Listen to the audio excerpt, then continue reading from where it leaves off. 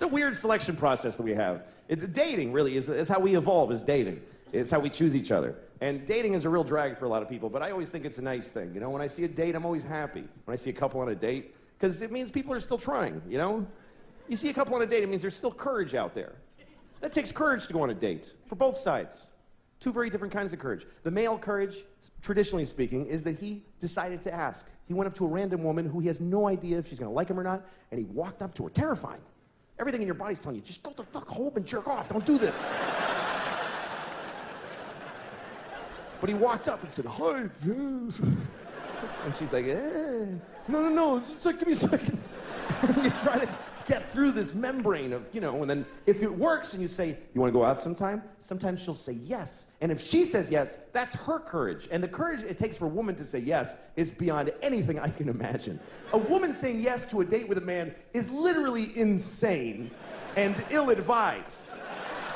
And the whole species' existence counts on them doing it. And I don't know how do women still go out with guys? When you consider the fact that there is no greater threat to women than men. We're the #1 threat to women.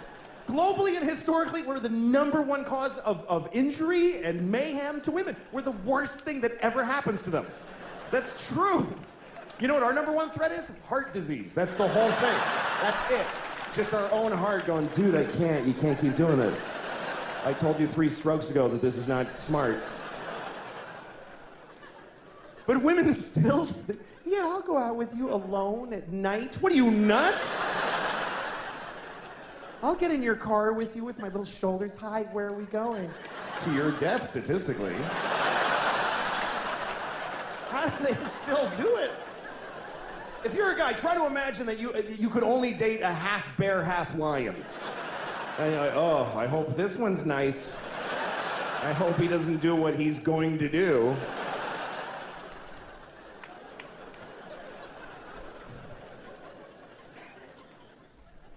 I love when I see a date. You know, you see a date, you can tell it's a first date because the way they're walking together, and she's looking up at his face trying to figure him out, and he's just a mess.